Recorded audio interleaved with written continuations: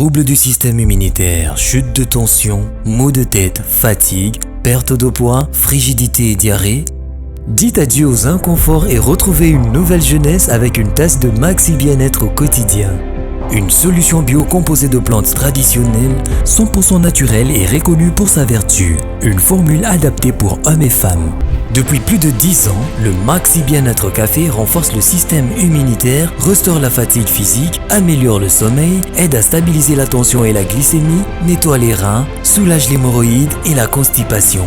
Chez les hommes, le Maxi Bien-être restaure le dysfonctionnement sexuel, l'impuissance et l'éjaculation précoce. Maxi Bien-être est disponible partout dans le monde.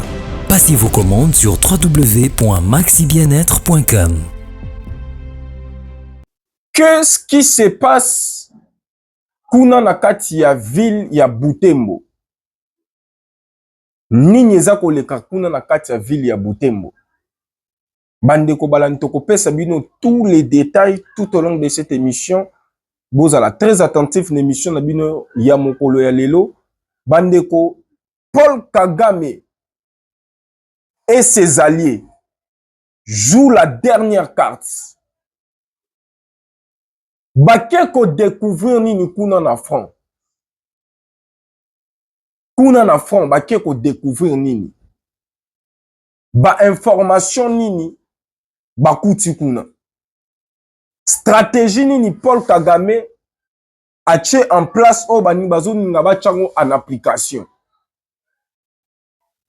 Toko révélé bino, toko pesa bino ba révélation na makamozo le kana kuna bozala très attentif kuna na front. Les États-Unis d'Amérique. À quoi jouent les États-Unis d'Amérique? Est-ce que États-Unis sont sincères na RDC? Toi, asa sincérité.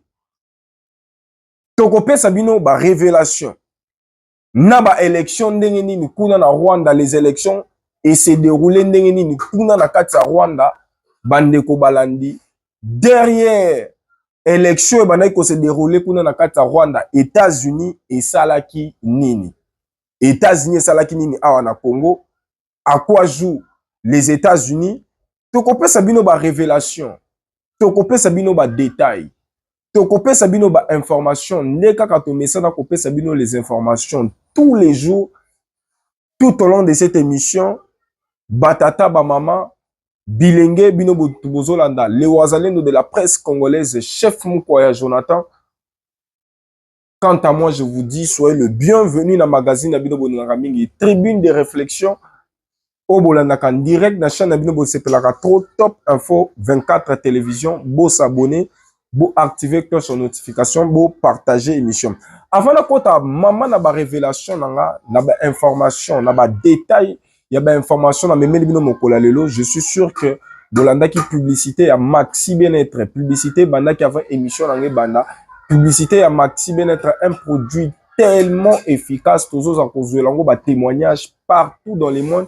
Il y a ba tout bazali ko consommer produit Maxi Bien-être. Aux un problème de constipation, hémorroïdes, prostate, diabète, éjaculation précoce, faiblesse ou impuissance sexuelle. D'autres mobiles, les célibataires et belé télémacasouté et fonctionnalité, la solution est là, Maxi Bien-être. Ils ont coté comme $35. Osant la pose Maxi Bien-être. Pour bien en s'il vous plaît, numéro vous allez comment les allez numéro ya WhatsApp.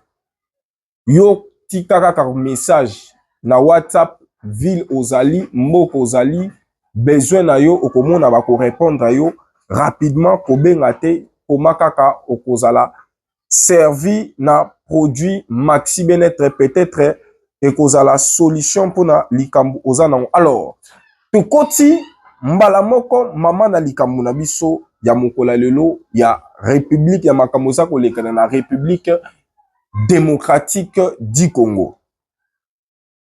Bandeko, depuis indépendance ya Congo na 1960, kino lelo tozali na 2024, c'est que vous devrez savoir la première des choses que bisonio soba congolais photo yeba, la coopération entre la République démocratique du Congo na États-Unis et servir et l'autre côté na République démocratique du Congo. Cette coopération n'a que servi na kamoko na coopération au RDC zalaka nango na États-Unis. Coopération là est servi kaka na États-Unis. RDC est bénéficiaire na coopération entre la République démocratique du Congo na États-Unis te. Yango zomona na ba réalité ya makambo nyonso tozali ko découvrir.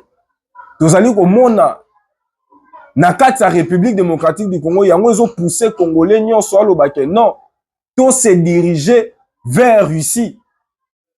To annuler ba coopération tozalaka nango na ba États-Unis na ba France. To se diriger tout droit vers Russie. Parce que tous les Congolais bayo comprendre que coopération au RDC ezalaka nango na États-Unis. RDC ezalaka bénéficiaire te. RDC bénéficiera na elo te. Eza kaka kamoko mute bénéficiera États-Unis. À quoi jouent les États-Unis? Bayena nous awa bamoni ke tension ezali na makambo ya Congo. Il fallait accompagner Paul Kagame na ba élection zali ko sala na Rwanda. Qu'est-ce qu'il fallait faire? Il faut d'abord qu'au dosier tension bitumeza na front. États-Unis a memel biso trêve humanitaire. Na trêve humanitaire ana esengeli ba protéger, ba déplacer ya bitumbana est de la République. L'objectif était cela. Te FARDC ko bundate, Rwanda ko bundate, pour les M23 n'existe pas tozo bundana Rwanda. Rwanda ko bundate, FARDC ko bundate, toza na trêve humanitaire. Première des choses, ezalaki d'abord ko doser tension pour les élections et se dérouler bien en Rwanda. Deuxième des choses, ezalaki na cessé ko ravitailler, ko renforcer sur le plan militaire matériel ba M23. O bazalaki déjà na bokauki na ba munitions. FARDC koto yo ba observer trêve humanitaire. Kuna Rwanda après avoir ko ravitailler bango bakomi ko attaquer voire même na bakamba déplacer. Ko attaquer, ko boma, ko bombarder. Na kaka dans le cadre ya trêve humanitaire oyo ba récupérer ba mboka mususu ekwei na maboko ba Rwanda na maboko ba militaire rwandais ekwei yango moni mokonza mboka auti ko réagir. Nini mokonza mboka réagir? Mokonza mboka comprendre batoyo baza na position ya faiblesse. Armée ezali ko avancer. Bazo koka suko sala ba avancer na bango te. Mais bayeli biso système ya trêve humanitaire pour na ba renforcer Rwanda de façon que à se positionner et puis baya kosenga dialogue. Yango moni mokonza mboka alobi NON na dialogue, c'est officiel. Mokonza mboka aboyi catégoriquement dialogue. Alobi que non, baza ko se préparer pour ba récupérer chaque localité, village, territoire où ils ont occupé. Na maboko banguna. Na bandi bolanda ki Patrick Mouyaya. Je souhaiterais que vous ne puissiez plus parler du M23. Vous avez lu les derniers rapports des experts des Nations Unies qui parlent de 4000 militaires rwandais. Ils sont même plus en nombre que les terroristes. Et dans les terroristes qui recrutent, ils recrutent, d'après le rapport, des enfants dans les camps de réfugiés au Rwanda et en Ouganda. Ce matin même, 3 enfants sont morts de bombardement venus du Rwanda et 6 autres ont été blessés.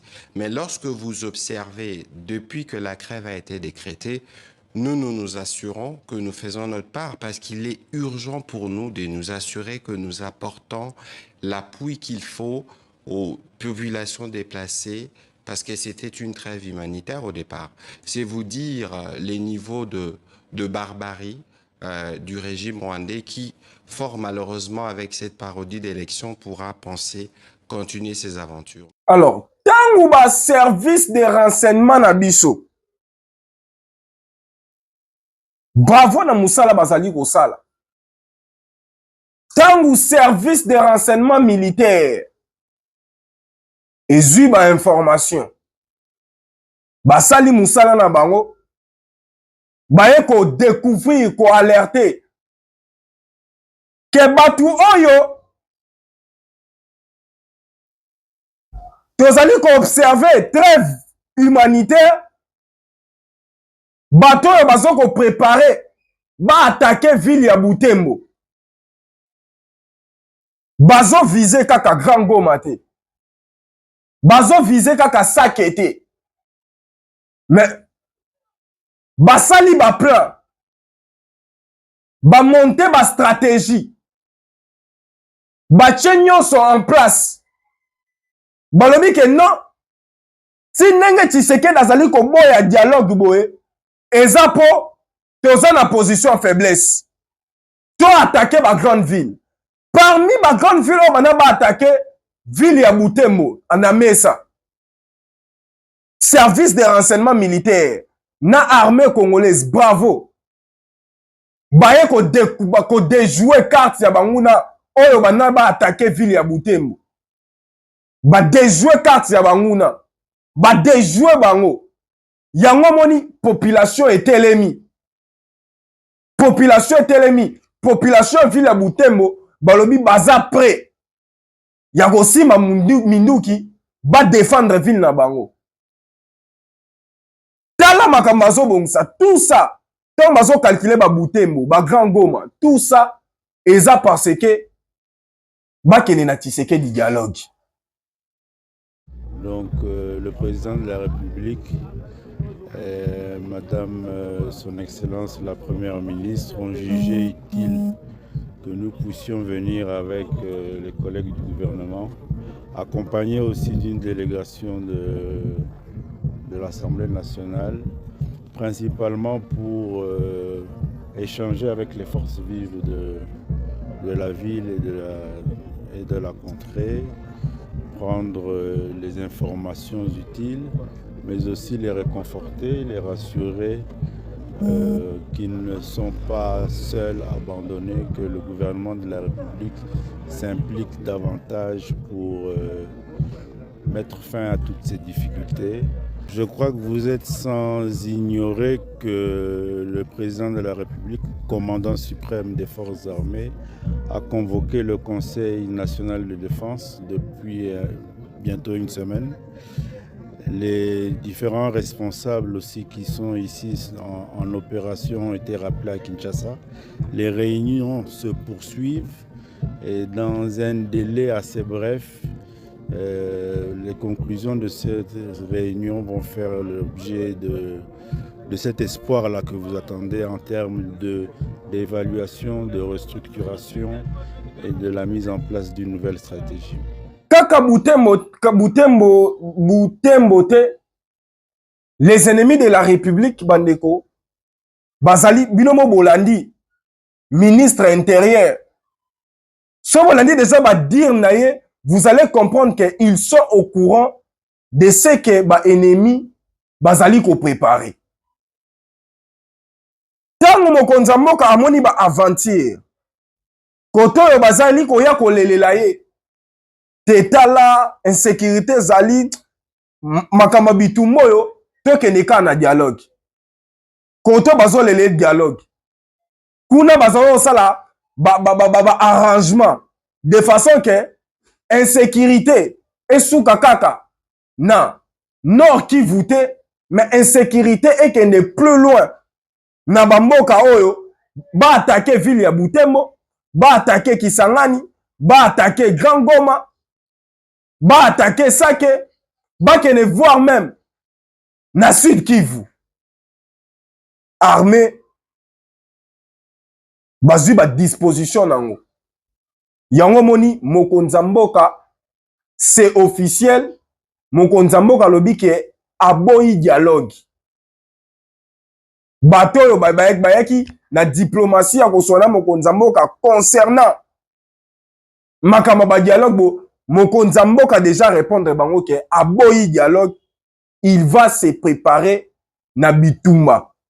Bitumba oyo mokonzi mboka se préparer, c'est l'objectif est de récupérer les territoires, les localités, villages oyo nyonso M23 Rwanda naba allié na ye baza nango na maboko. C'est ça l'objectif. Il y a qu'on récupérer ma territoire nyonso wana. Mais pour revenir à votre question, le président de la République a dit que nous ferons de notre mieux pour récupérer chaque territoire. Évidemment que ça prend du temps parce qu'il y a des efforts qui sont en cours, notamment pour la montée en puissance de nos forces armées. Et je pense que dans les jours et les mois qui viennent, tout sera mis en œuvre pour récupérer chaque partie de notre territoire. Et les événements à Butembo que vous avez montrés illustrent la détermination de la population à travailler pour que cela soit une réalité dans les meilleurs délais. Votre gouvernement est hostile à toute forme de dialogue avec les rebelles du M23, mais ne pensez-vous pas que cela pourrait résoudre la crise et soulager le nombre important de déplacés? La question, je reviens encore à ce que je disais en liminaire. Le M23 en réalité n'existe pas, il existe le Rwanda. Et avec le Rwanda, nous sommes. Vous savez déjà, que Kigali dément. Oui, mais si Kigali dément, le rapport des Nations Unies ne les dément pas. Essayez de suivre un peu les discours de Kigali évoluent. Ils savent, ils reconnaissent. Pourquoi dans la trêve humanitaire obtenue par les gouvernements américains, on parle du Rwanda, on ne parle pas des six supplétifs. Kaka na ville ya Butembo, bomoni déjà Makam Patrick Mouya ya lobi. Na bandi, ezali ko faire comprendre bino quelque chose. Kaka na ville ya Butembo, il y avait eu 22 militaires condamnés. Ba condamnaki 22 militaires. Na 22 militaires ba condamnaki, ezalaki que les militaires là coopéraient. Les militaires coopéraient avec les ennemis. Babanaki ko utiliser ba munitions bien te makambo ebele. Na 22 militaires o bazalaki coopérer bandeko. Baye ko découvrir que Kagame aoutaki avant les élections a tchaki un système en place. Les systèmes que Kagame avait mis en place, ezalaki système yako démontrer que la République démocratique du Congo azali ko soutenir ba FDLR. Ce qu'on ndenge nini ko démontrer ko zo ba preuve yang. Bandeko service de renseignement militaire et découvrir et rien à ko découvrir qu'il y a eu de militaires infiltrés. Bah, militaires infiltrés. Les hauts officiers militaires. Oyo bazo coopérer na M23.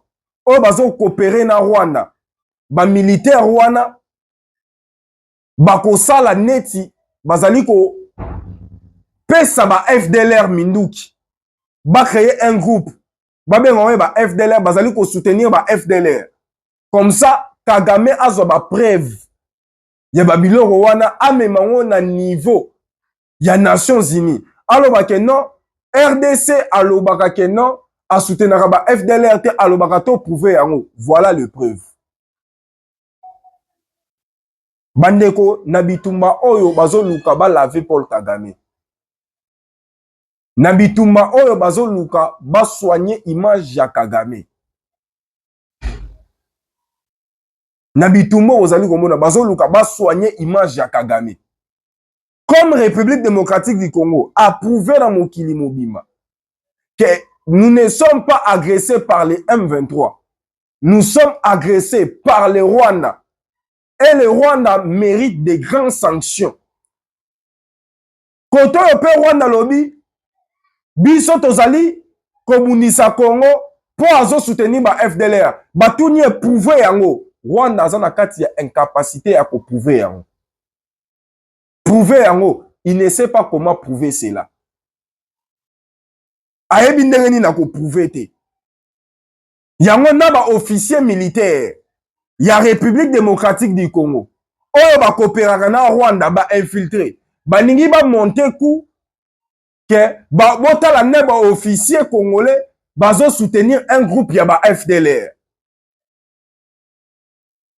Pour na ba FDLR ana baza na objectif ya ko attaquer régime ya Kagame bacha insécurité na Rwanda. Bomona ki na table ya Nations Unies. Ndenge ba pays nyonso ba condamné ouvertement Rwanda. Mais boyoka ki déclaration France. France a bani ko condamné Rwanda. Après avoir ko condamné Rwanda, les France a komi ko loba non RDCP atika ko soutenir ba FDLR. Ce qui veut batuni France yango. Prouvez-nous que République démocratique du Congo bazo soutenir ba FDLR. Oh te ba wazalendo. Oh. Mais ba wazalendo bazali ko buna na front, c'est parce que constitution pesi bango pouvoir. Que ceux qui territoire ya mboka ezali attaqué congolais azali na droit wana ya kosimba minduki. Ya kobunda. Pona ko défendre mboka na ye. Yango bomona ki réponse ya mokonza mboka lobaki que non, il n'est pas permis. Étant que garant de la nation, azali permettre ya ko violer mibeko, ya ko buka mibeko, que après ki sabana mboka ba soutenir mboka na bango. Alors tant que population congolaise alertée que ville ya Butembo et Ningez à l'attaquer, ba préparer déjà un groupe ya ba militaire rwandais formé na ba matériel militaire bakota en cachette na Congo pour ba attaquer ville ya Butembo. Bon mona ki ke bazui kaka réponse et pas gouvernement ya Congo te, armée ya Congo te. Mais bazui pe réponse et pas population telemi. Bobi ke baza prêt. Ya aussi maminduki. Ceux qui Rwanda ninga mema ba aventure na Butembo. Tout ça bazo ça la foxing ya dialogue. Bazo ça la foxing ya dialogue. Yango moni mokonza mboka a multiplier ba réunion na ba officier militaire. Ba réunion mokonza mboka a multiplier na ba officier militaire, ce sont des secrets d'état. Moyen bimezate. Mais la République démocratique du Congo azali ko se préparer. Pour na ko cha pe na est. Pe wana République démocratique du Congo déjà eu décision. Et pas garant de la nation. Abi akokende dialogue ite. Akokende bituma. Ale bitu ke itaye. Alobi azomona nulle part. Dans la carte ya ennemi. Azomona nulle part que RDC peut obtenir peine à bituma. Bakende kaka dialogue. Baebisi Kagame yo na minduki bunda. Bunda na minduki pona osala foxing na dialogue biso na diplomatie pe tozali ko bunda po te tozwa dialogue wana to obtenir dialogue wana. To obtenir dialogue wana.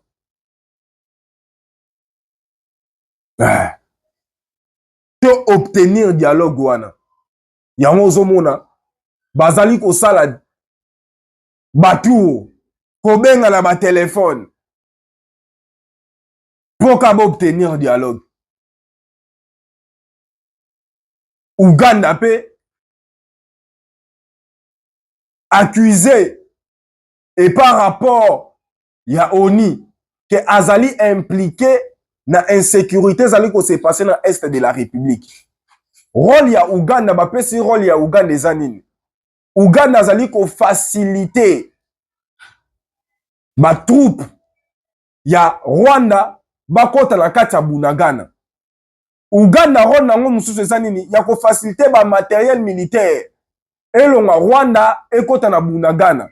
Ezosala neti ba transit. Et puis Ouganda azali susu ko faciliter ba minéraux oyo bazali ko piller na Congo. Ebimara elekana na nzela ya Ouganda. Et puis Ouganda azali ko faciliter ba réunion oyo bazali ko sala ba M23 na ba allié na bango ba réunion bazali ko sala ngo na Kampala na kati ya Uganda.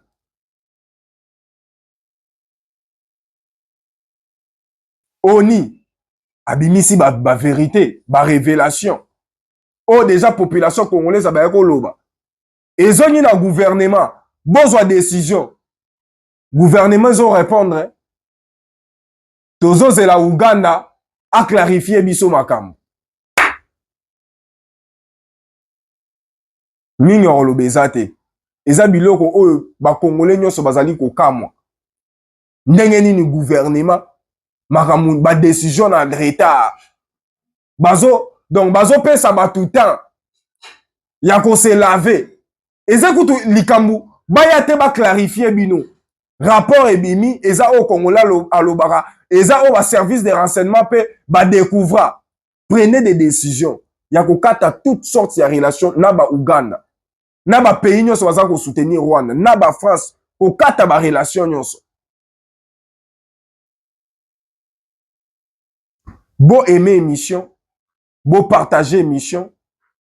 Bino bat bo s'abonner, te bo s'abonner, bino bat bo s'abonner, bo activer cloche de notification. C'était votre humble serviteur, chef Mukoya Jonathan. Banfwa, banchala. On se retrouve au prochain numéro. Vous connaîtrez la vérité et la vérité vous affranchira. Merci beaucoup.